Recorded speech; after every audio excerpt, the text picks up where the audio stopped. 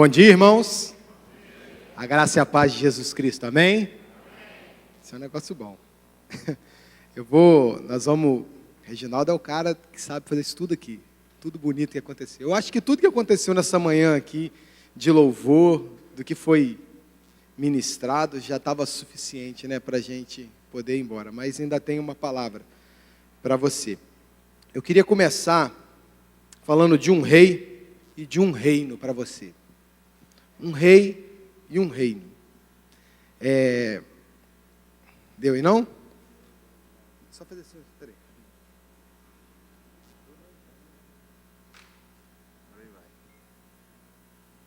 Moleque. Isso aí que o computador ali é, tipo assim, mais ou menos 1.500 anos que tem esse computador. Foi o primeiro notebook que inventaram. Aí, eu aperto onde aqui, Reginaldo? O menino fera demais. Tem 2 botões, eu só queria ver qual dos 2. É que o negócio é... O pastor vem aqui e faz bonito, né? Aí eu tenho que fazer para não ficar muito feio para vocês. Aí, show de bola. Ó, menino bom. Esse menino é bom demais. Todo mundo aqui é bom, gente. Nunca vi um lugar tão bom assim. Muito bom. Um rei e um reino. Deixa eu falar um pouco de história antes, só para a gente... Algumas pessoas não conhecem exatamente essa linha de raciocínio. Não. Essa linha histórica aí é legal. Imagine o seguinte. Há mais ou menos uns 5.000 anos atrás, né? O império da vez era os egípcios, que construíram as pirâmides. Então, eles botavam para quebrar. A bola da vez era eles. O império que dominava a terra eram os egípcios. Vamos partir dessa época, mais ou menos, para a nossa história. E aí, o que acontece? Um homem chamado Jacó, que não tinha nada a ver com os egípcios, tem um encontro com Deus, e aí diz a Bíblia que ele luta com um anjo, e alguns falam que é Deus e que é o anjo, isso não importa. Importa que esse homem tem um encontro com Deus e tem a sua vida mudada. E aí Deus muda o nome dele de Jacó para Israel. Ele agora passa a ser um cara abençoado. Antes ele era um cara trambiqueiro, passava a perna em todo mundo, e esse cara mudou. Então, naquela época, né, não exatamente há 5.000 anos atrás, mas na época que esse império ainda dominava a terra, esse cara, Jacó, encontra com Deus e Deus muda o nome dele para Israel. Até aí tranquilo? Esse cara, esse tal de Jacó, esse homem, ele teve 12 filhos, que são filho para dedéu, homens, né? O cara não tinha televisão, Facebook, nada disso, então vamos fazer... Né? Eu fui falar esses dias com um rapaz, que um menino, aluno meu, logo novo, né? Ele já arrumou... Está novo e já arrumou 3 filhos, eu acho. Eu falei, rapaz, mas você não tem televisão em casa, não? Aí ele falou, o problema é esse. A televisão só ensina isso, aí agora eu estou falando. Não, rapaz, esse saiu bem da história. Mas esse cara, esse homem, né? Esse cara chamado Jacó, ele teve 12 filhos. E cada filho tinha mais os seus filhos, então nós tínhamos 12 famílias. Na época houve uma grande seca, e aí, por motivos que alguns já sabem, outros não. Bom, para quem não sabe... Esses 12 filhos acabaram ir parando lá naquele Egito. Foram lá para o Egito, lembra? E quando eles chegaram lá, eles foram como convidados, porque tinha uma seca e eles ficaram lá, a pedido de um filho deles, José no Egito, essa história. Eles primeiro entram como convidados, mas aí foi passando o tempo, morre José, que era o cara que levou eles para lá, que era um dos filhos. Eu tiro da frente, né? Foi mal. E aí o que acontece? Passou muito tempo e eles deixaram de ser convidados e passaram a ser escravos lá. E eles ficam muito tempo como escravos e vão sendo escravizados, mas eles iam, quanto mais escravizava, quanto mais judiava, mais eles procriavam, mais povo de Israel ia nascendo. E aí o que acontece? De repente Deus levanta um homem chamado Moisés para libertar esse povo do Egito. Estão acompanhando? O império da vez era... os egípcios, e estava todo mundo lá, porque fugiram da fome, foram para lá, e aí agora eles eram escravos lá. E aí Deus levanta Moisés, que tinha que tirar essas 12 tribos, olha só que coisa linda. Chega no Egito, irmão, 12 famílias. Chega ali no Egito, uma pequena quantidade de gente, mas sai de lá agora uma grande nação. O povo de Israel todo agora era uma grande nação. E aí Moisés, com aquela história, abre o mar vermelho, aí todo mundo passa. E aí eles saem do Egito, que era o grande império. E aí eles vão para o deserto e ficam 40 anos no deserto lá. como nômades, andando para lá e para cá, e eu não sei quanto tempo levaram no deserto, mas eles ficaram lá até Deus peneirar realmente quem ele queria. Porque quando eles saíram do Egito, a ideia era o quê? Vão sair daqui e vão para uma terra prometida, não tem uma história assim? E lá vai ter, ó, maravilha, tem Coca-Cola jorrando da torneira, essas coisas assim. Eu não gosto, mas vamos lá. Então eles ficam 40 anos no deserto ao comando de um homem chamado Moisés. E aí depois eles chegam, enfim, à terra prometida. E aí, ao comando de um homem chamado Josué, já não tinha mais Moisés, nem muita gente, né? E aí vai Josué conquistar a terra. Olha que coisa bacana. Deus deu a terra, mas o cara teve que conquistar. E tem muita gente esperando coisa cair do céu. No Facebook é recheado disso, né? Se você crê, diga amém que a sua bênção vai chegar. Calma aí, meu irmão. Na Bíblia, o negócio não funciona exatamente assim, não. Na Bíblia, o cara recebia a bênção, mas ele tinha que lutar. Deus abre o seu entendimento, mas é para você lutar. Senão fica fácil demais. Senão é macumba, irmão. O cara que vai lá na esquina, coloca um prato de farofa, não sei o quê, e pede lá e acha que vai receber. E é assim só. O que ele tem que fazer? Coloca lá um prato. Mas com Deus não é assim, não. Às vezes Deus vai fazer para você o impossível, mas o possível você tem que fazer. Amém? E aí o que acontece? Eles chegam lá, conquistam a terra prometida, né? Passam lá um tempo. Quem comanda esse povo agora? Os juízes. Aí você tem Gideão, não tem na Bíblia a história de Gideão? Você vai ter os juízes comandando essa terra lá. Esse aqui foi uma foto tirada na época, né? Tiraram uma foto. Gideão peneirando lá uma galera que ele queria que lutasse com ele. Uns bebiam água no riacho com a boca, e outros bebendo com a mão. E Deus mandou separar quem bebia com a mão.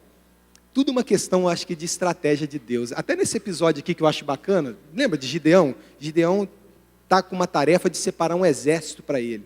E Deus fala assim, ó, primeiro você põe terror. Fala que quem tiver medo não vem, não. Aí sai quase todo mundo. Aí depois Deus fala assim, manda todo mundo beber água lá, põe eles para marchar, judia deles. Na hora que eles forem beber água, quem afundar a cara na água, você corta fora. Quem levar água na boca, você fica com ele. E é uma questão até de estratégia, eu vejo isso. Esses caras aqui, ó, eles estavam atentos bebendo água. Ó. Esse era um bom soldado. O outro era desesperado. Então não era interessante você ter um soldado desesperado no seu exército. Olha como é que Deus vai trabalhando, né, ensinando o cara a peneirar. Bom, eles ficam lá.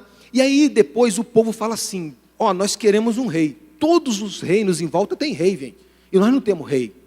E aí o povo escolhe um cara para reinar, um tal de Saul, que era o maiorzão, mais bonitão, bam. Esse era o cara, ó, vamos pôr Saul aí, que é o homem mais alto que tem aqui, mais forte, mais bonito, deve ser alguma coisa assim. E aí Saul fica no trono lá, reinando 40 anos. Mas ainda não estava legal o reino de Israel. Lembra lá, você tinha os egípcios, e agora está chegando a vez de Israel. Depois de Saul, esse Saul no final ele vacila com Deus, e aí Deus tira o trono dele.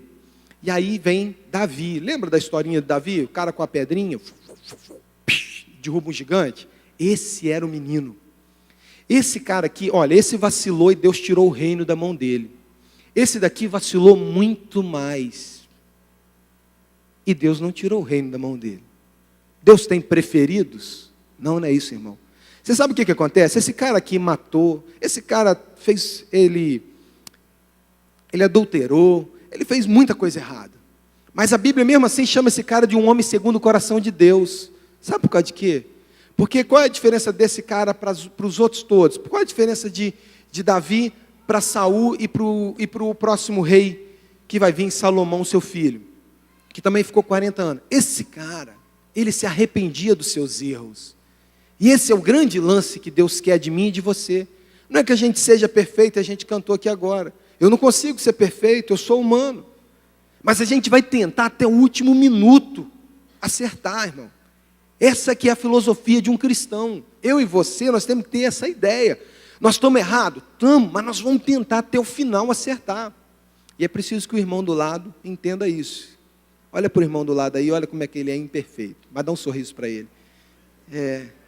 Mas a gente vai suportar esse cara e vamos fazer esse negócio acontecer. É difícil, né? E aí Davi fica 40 anos, depois o filho dele, Salomão, aí, meu irmão, Salomão assumiu como o cara mais sábio que já apareceu nessa história toda. E aí ele constrói um grande império. Israel agora é um grande império, todo mundo dava uma moral para eles iam lá para negociar. Salomão bombou, deixou tudo lindo, os mordomos, todo mundo era lindo, era tudo bonito, fazia lipoaspiração, mentira, nada disso. Nem sei o que é isso, mas vamos lá. Aí o que aconteceu? Estão acompanhando o raciocínio? O Salomão morreu e 2 filhos dele herdaram o reino de Israel. Um tal de Jeroboão e um tal de Roboão. Já está o nome aí, Roboão, os caras roubavam mesmo. Esse cara era sinistro. Esses 2 filhos dividiram o reino em 2 partes, o reino do norte e o reino do sul. Aqui embaixo ficaram só 2 tribuzinhas. Lembra que eram 12 filhos, 12 tribos? E aí eles ficavam espalhados por aqui. Davi foi o cara que juntou essas 12 tribos.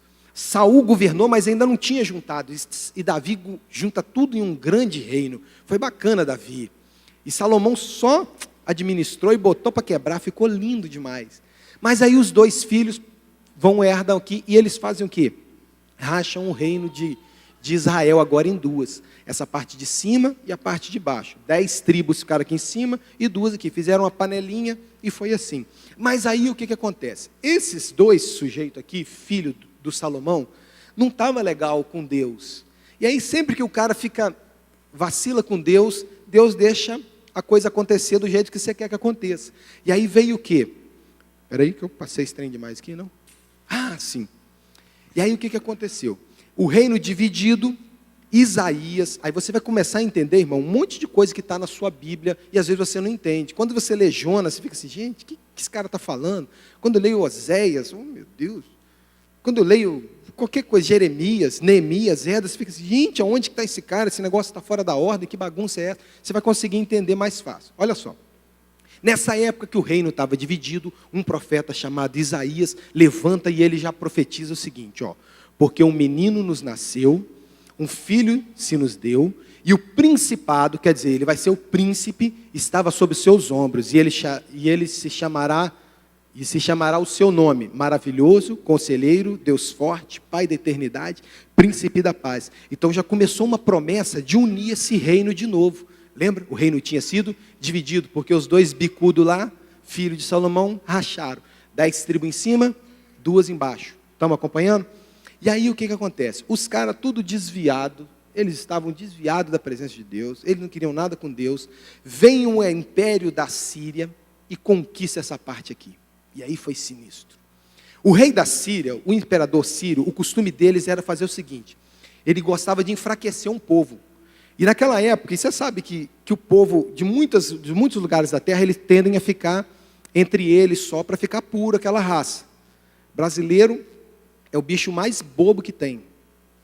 Quando eu vejo um brasileiro racista, eu tenho vontade de dar uma coça nele até ele mudar de cor. Por quê? O povo brasileiro é o povo mais misturado que tem, gente. Nós não somos aquele povo puro, igual o povo judeu. Eles só ficavam entre eles. O povo lá de Israel era só entre eles. Nós somos tudo misturado. E aí você vê um cara falando com preconceito. Eu tenho vontade de dar uma coça no sujeito, só porque ele não entendeu nada ainda. Então o que aconteceu? O rei da Síria, qual que era a estratégia dele? Ele vinha e trazia pessoas de fora e misturava aqui, outros ele levava, ele fazia uma miscelânea com esse povo aqui. E aí foi fazendo o quê? Diluiu a raça pura que eles tinham de Israel, misturava. E aí criou-se os samaritanos, irmãos.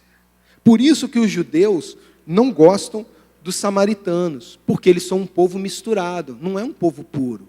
E essas 10 tribos, elas se perdem na história, são as 10 tribos perdidas. Isso é legal de você saber, porque você vai lendo a história na Bíblia e de repente, mas sumiu as tribos, agora Israel virou Judá. Por que Israel virou judeu? Porque essa turma aqui, sumiu, e aí só sobrou o quê? Os judeus, e tinha Benjamim aqui embaixo, mas judeu era a tribo mais forte. E aí essas 10 tribos, o império da vez agora era os assírios, lembra disso? Os egípcios dominaram, Israel fugiu, Israel bombou, vem os assírios agora, e faz um estrago aqui. E aí você tem depois o povo de baixo vacilando. Chega quem? Os babilônios. E aí faz o quê? Leva esse povo todo para onde? Para o cativeiro. E aí você vai ter as histórias na Bíblia de Daniel, Sadraque, Mesaque, Abignego, os caras que estão lá no cativeiro, que tira eles daqui e leva para outra terra. E aí eles ficam lá, só separam melhor. Os babilônicos, ao comando de um rei chamado Nabucodonosor, botava para quebrar. Eles rebentavam mesmo, era o cara. E aí pegava os melhores, pegou Daniel, que era o melhor, ele sabia, o cara era inteligente. E aí leva esse povo para cá. Estão acompanhando? Depois, eu gosto de colocar isso aqui, porque fica mais legal de você ver, o pessoal que assistiu esse filme aqui, só para você. E levantam-se dois impérios. Então, o primeiro império foi os egípcios. Aí eu creio que depois foi o império de Israel, que eles botaram para quebrar também. Aí depois vieram qual? Vieram os assírios e dominaram e diluíram a terra toda, e aí ficou só um pedacinho de baixo, os judeus. Aí vem os babilônicos e levam todo mundo preso, cativo. Acompanhando até aí, gente? Nós temos lá Daniel, tudo preso, tadinho, todo mundo preso lá. E aí levantam um império, dois impérios, o Medo e o Persa. Mas o Medo caiu primeiro, só ficou o Persa, então a gente vai trabalhar com o Império Persa aqui. Tranquilo? E aí agora o império da vez é esse. E esse império é o que eu acho mais bacana, tirando o de Israel. Porque o cara que era o rei da Pérsia, ele ouvia Deus. E aí ele ouviu Deus e Deus falou com ele, manda um cara lá, chamado Esdras, pode ir lá ele arrumar o meu templo em Israel. Aí que começa a voltar o povo, olha só que bacana. Lembra que os babilônicos levaram?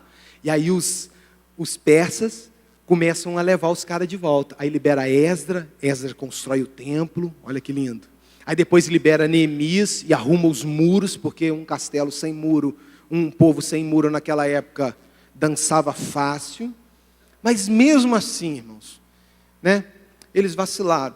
Depois se levantou-se um outro império, que foi os gregos, que aí você tem Troia, né? Esse cara, Brad Pitt, lindão lá. Ai, Brad Pitt, lindo. É, esse cara aí, né? Você vê, o Brad Pitt não era daquela época, não. Mas tem o cavalo de Troia, foi o império da vez. Quando você assistir um filme de história agora, você fica mais... Ou um filme que tem história, você, que legal, na Bíblia fala disso, é bacana. Depois levantou por último o Império Romano. Aí eu coloquei outro filme bacana, que é o Gladiador, que aí era Roma conquistando toda a terra. Acompanharam comigo o raciocínio? Agora nós temos o Império Romano, que é o último aqui. Vamos fazer uma recapitulação aqui. Primeiro veio os egípcios, é a aula mesmo, tá? Não, rapidinho. Depois veio o Império de Israel, que eu vou considerar assim. Depois vieram os assírios, depois vieram a Babilônia e levou todo mundo embora.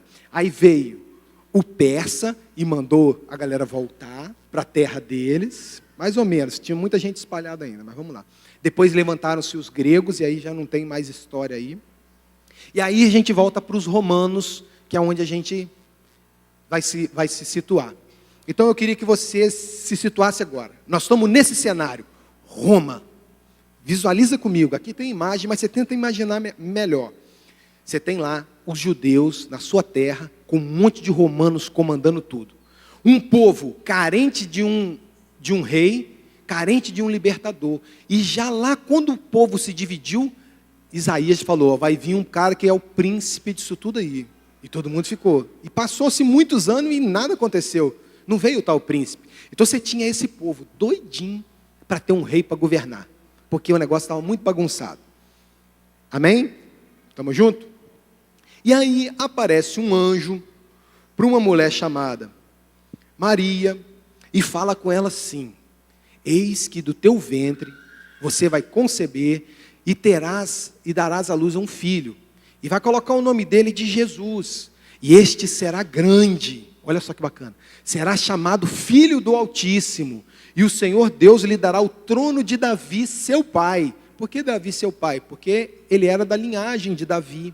Lembra de Davi, que foi o rei que bombou, que uniu todo mundo? Opa, nós vamos ter um cara da linhagem de Davi de novo, governando e que vai unir todo mundo. Isso era bacana. Tanto é que isso é verdade, que o imperador da época ficou doido para matar. Por isso que Jesus e Maria fogem. Não fogem para ter a luz em outra cidade? Porque estava todo mundo querendo matar o primogênito aquele dia. Vão matar os meninos que nascer. Porque ia nascer o quê? o príncipe, o rei de Israel agora vai nascer. Todo mundo, aí eles ficaram com medo, correram tudo. E seu pai, e reinará. Agora um detalhe que talvez as pessoas da época não conseguiam entender. E se eu tivesse lá também não. E reinará eternamente na casa de Jacó. Jacó, os 12 filhos, Jacó chamado Israel, e vai reinar isso. E o seu reino não terá fim. Se a pessoa, talvez eles pensassem, isso é poesia, isso é o quê? Mas aí olha que bacana. Então vamos lá. Nós tínhamos um cara agora, nasceu um sujeito, que todo mundo chamava de filho de Davi. Todo mundo, eu falo todo mundo mesmo, porque a Bíblia em Mateus 9, 27, fala assim, e partindo dali ia Jesus andando. Seguiram-lhe 2 cegos, clamando e dizendo, tem compaixão de nós, filho de Davi. Até um cego, irmão, sabia que Jesus era filho de Davi, que ele era da linhagem. Até cego sabia. Todo mundo sabia. Então todo mundo olhava para Jesus, eu creio, que não via só um cara que curava as pessoas, que não via só um homem com uma filosofia diferente. Esse sujeito fala alguma coisa diferente para nós. Não era isso não. As pessoas olhavam para ele e esperavam ver nele um rei, porque a promessa estava sobre ele. Lá em Isaías já falava, um menino nos nasceu, e o principado estava sobre ele. Então todo mundo olhava para Jesus, esse cara vai ser o rei de Israel, vai libertar a gente dos romanos. Lembra, o império da vez eram os romanos, e os romanos dominaram muito, durante muito tempo. Eles eram cruéis também, e estava dominando, e o povo doido para se livrar dos romanos. E aí, nasceu o rei, vai ser igual Davi, vai conquistar a gente de volta. E aí nós vamos aqui. E aí olha só que episódio lindo que tem na Bíblia. Jesus, no alto do morro, com uma galera muito grande, só de homem tinha umas 5.000 pessoas, fora mulheres e crianças, olha só. E Jesus falou para aquelas pessoas todas, falou. Quando deu a hora tarde, todo mundo ia embora, Jesus falou assim, chamou os discípulos, atenção, como é que nós estamos? Aí veio os discípulos, nós vamos ter que dar comida para esse povo aí, que o povo não pode ir embora com barriga vazia não. E os discípulos, Jesus falou isso para experimentar, a Bíblia diz isso. Os discípulos falaram, Jesus, mas como é que a gente vai fazer isso? A gente não tem dinheiro, não dá, não tem cartão de crédito, não dá para fazer nada disso, a gente não compra fiado em lugar nenhum. E Jesus falou, o que vocês têm? Nós temos 5 pães e 2 peixinhos. Aí trouxeram, Jesus foi partindo o pão e foi distribuindo. Na minha mente, irmão, eu não creio que Jesus partiu 5.000 pedaços de pão, mais os peixinhos, tudo, que é uma questão lógica. Eu creio que Jesus partia, dava os discípulos partiam, dava o outro partia, dava o outro, e o pão não acabava. No final, sobraram-se muitos cestos. Olha que coisa maravilhosa. Deus te ensinando a multiplicar o pão. Olha que lindo, os discípulos já participando de uma coisa muito maior, que era partir o pão. E quem é o pão vivo que desce do céu? Jesus. Jesus estava ensinando eles, meu irmão, vocês vão ter que partir o pão. Vocês vão ter que propagar essa palavra. E aí que está a coisa bela. Jesus já estava ensinando e eles não conseguiam entender isso ainda. No final, quando ele partiu e todo mundo comeu e estava satisfeito, o que aconteceu? No versículo 15, fala assim, e sabendo, pois, que eles iam vir para fazer de Jesus o rei, tornou a retirar-se, ele só para o monte. Então o que aconteceu? Jesus, olha só, imagina um espetáculo, irmão. Aquele morro, aquele monte de gente. Você tem que ter imaginação, que é legal. Embora está um desenho aqui, mas é bacana você imaginar, você sentir o cheiro naquele dia. Eu consigo imaginar isso, irmão. Eu consigo sentir a brisazinha no alto daquele morro. Eu gosto de ler a Bíblia assim, que fica muito mais gostosa. E aí Jesus com aquela turma toda, e aí Jesus faz o milagre, todo mundo, vamos colocar esse cara de rei agora. A gente luta por esse cara. A gente arranca a orelha de soldado que for. Foi o que Pedro fez, não foi? A gente morre por esse cara aqui, mas nós vamos libertar Israel dos romanos, o império da vez. Lembrou comigo? Todo mundo, imagina, se fosse eu, se fosse você, a gente topava na hora. Vocês estão comigo? Agora nós vamos ser o rei desse negócio aqui. Vamos mostrar aos romanos quem manda aqui, somos nós. E aí Jesus faz o quê? Se retira. Mesmo tendo a promessa de ser o príncipe, Todo mundo deve ter entendido, mas ué, ele não vai ser o príncipe de Israel? O rei de Israel? Mas por que esse cara foi embora? Deixou todo mundo no vácuo. E aí que entra a nossa história aqui. Ele é um rei de um reino eterno.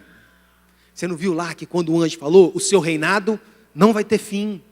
Aquele reinado ali teria fim. Porque quando chega a idade, o cara morre, assume o outro, e o outro assume, e aí você viu o que aconteceu. Saul, veio Davi assumiu, Salomão assumiu, os filhos assumiram, aí bagunçaram tudo. Não é? E Jesus estava disposto a um reino eterno. E olha o que fala lá em Mateus 6, 19 e 20. Ó. Não ajunteis tesouro na terra, onde a traça e a ferrugem tudo consome, onde os ladrões minam e roubam, mas ajunteis o tesouro no céu, onde nem a traça nem a ferrugem consome, onde nem os ladrões minam nem roubam. Olha a visão desse rei. Você tinha um rei agora de novo, que não queria reinar como os outros. Um reino que vinha com a história o seguinte: não adianta juntar tesouro nessa terra não. Vamos juntar tesouro no céu, onde ninguém vai roubar. Tem um homem, eu não sei o nome, o pastor fala os nomes dos homens, tudo aqui bonito, eu não sei o nome. Não sei o nome. Ele fala o nome bonito, né? Nossa, que nome banana. Eu não consigo fazer aquilo não. Então, um cara foi preso por falar de Jesus pelo exército russo, e ele não podia falar, e aí o capitão chegou e falou assim, se você não negar Cristo, nós vamos tomar todos os seus bens. Aí ele falou, então o senhor vai ter que arrumar uma escada bem alta, porque os meus bens estão no céu. Eu achei bacana isso demais, né? Juntar um tesouro aonde? No céu. Aqui é só para nos servir para fazer a obra. Um rei de um reino eterno, irmão. Olha o que fala em Romanos, Paulo. Porque o reino de Deus não é comida nem bebida, mas justiça, paz, alegria no Espírito Santo. O reino de Deus, irmãos, não é esse templo lindo e maravilhoso que a gente tem aqui, com ar-condicionado, cadeira acolchoada, com som de primeiro mundo, com uma banda de primeiro mundo.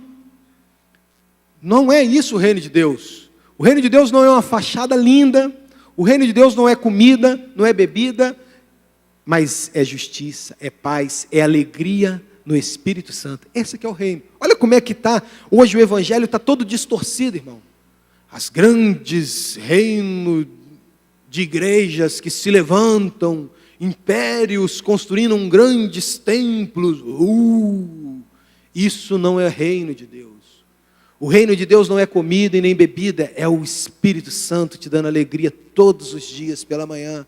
Por isso que quando você chegou aqui, você olhou para o cara do seu lado e sorriu para ele. Aí, porque você tem o Espírito Santo, irmão. Você vai entender isso melhor. O rei de um reino eterno. Olha só o que fala em 1 Coríntios 4, 20. Porque o reino de Deus não consiste em palavras, mas em poder. Aí eu adoro essa parte. Em poder. E o cara acha que poder de Deus é o quê? Né? Mas que poder é esse? É o poder de você comandar muitas pessoas na minha igreja? Oh, não. É o poder de você influenciar os políticos? É o poder de eu estender a mão e cair um monte de gente? Isso é legal também, né? Cair é legal também. Mas não é esse poder. É o poder de, sei lá, você imaginar? Não, não é. O poder está em 1 Coríntios 13.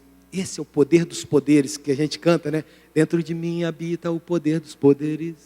Que poder é esse? É o amor, irmão. Deus é amor. E Ele veio habitar dentro de nós. E aí Ele nos deu o poder dos poderes. Essa é que é a coisa mais linda, irmão. É o amor. É o que se perdeu no meio da religiosidade. Todo mundo é muito religioso, mas vazio de amor, irmão. É só amar, irmão. Ixi, eu adoro isso.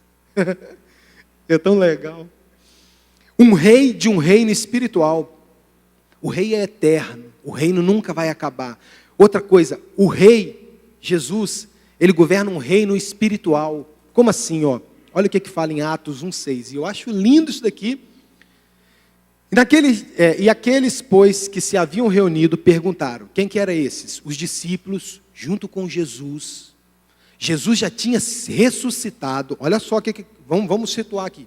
Jesus morreu, Ao terceiro dia ele ressuscita, ele já estava andando com os discípulos, ensinando mais coisa, falando mais coisa. E os discípulos vendo aquele homem que ressuscitou, mas eles acreditavam que ele era filho de Davi, da linhagem de Davi. Eles pensavam que esse cara vai ser o rei de Israel, que vai governar Israel, tirar da mão dos romanos, não era assim? E aí olha o que os discípulos perguntaram para ele: Senhor, restaurarás tu nesse tempo o reino a Israel? Olha, eles ainda não tinham entendido, vendo um Jesus que ressuscitou, que falou de vida eterna, que falou de juntar tesouro no céu. Eles ainda olhavam para Jesus e viam o cara que vai governar Israel de novo, vai juntar todo mundo. Os caras não conseguiam desvencilhar disso.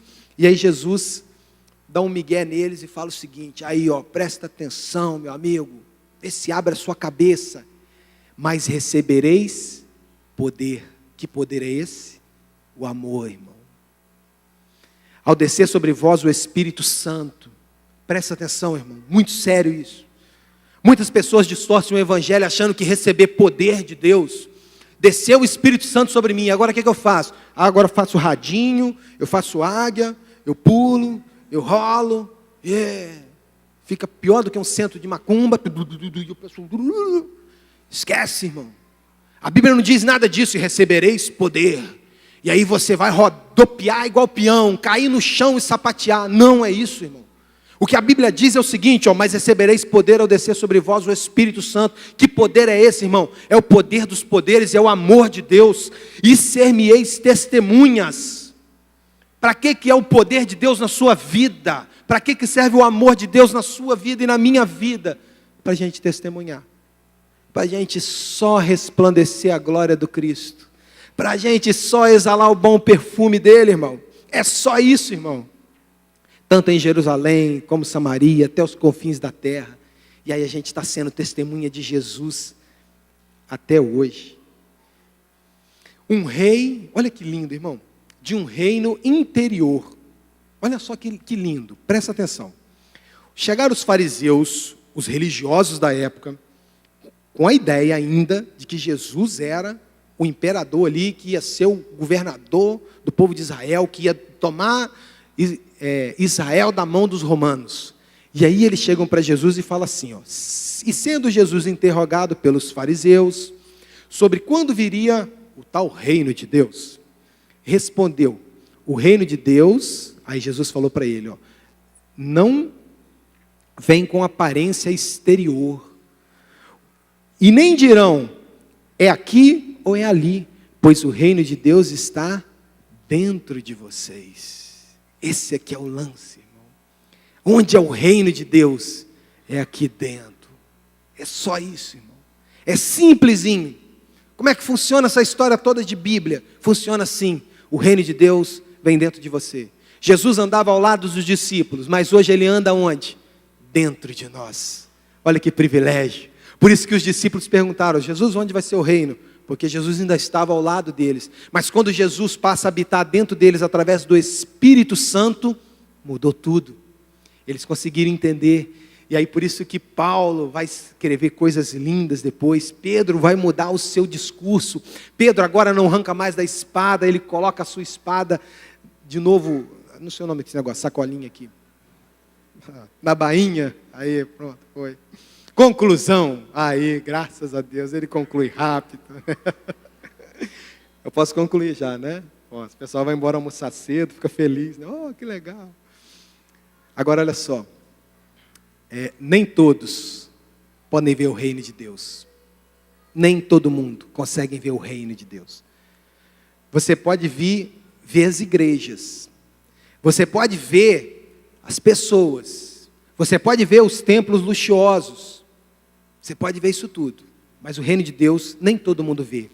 Quem vê o reino de Deus? E respondeu Jesus e disse: na verdade, eu vou te dizer que quem não nascer de novo não pode ver o reino de Deus. Tem que nascer de novo. O que é nascer de novo? Deixa de ser o que você é, passa a ser o que Deus quer que você seja. É só isso. Deixa de pensar como você pensa e pense como Deus pensa. Eu te garanto, e muita gente aqui vai te garantir isso, E talvez todos nós saibamos disso, né? Vale a pena pensar como Deus pensa. Vale a pena responder como Jesus responderia. Às vezes dá vontade de fazer do nosso jeito, né? Mas não, a gente vai fazer. E outra coisa, quem faz parte desse reino? É quem nasceu de novo. Quem dentro dele tem o poder dos poderes. Qual poder é esse?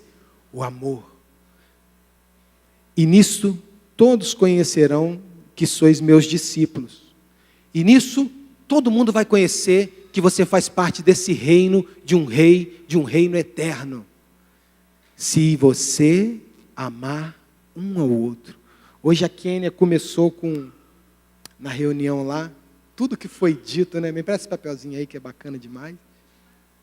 Maxwell, que tem o papelzinho, já dobrou, jogou fora. Mas tudo, eu acho tão lindo isso, irmão, que as coisas que foram sendo ditas, que foram sendo lidas, nada foi combinado, que foram cantadas, e o Espírito Santo que governa esse reino, que habita dentro de nós, faz.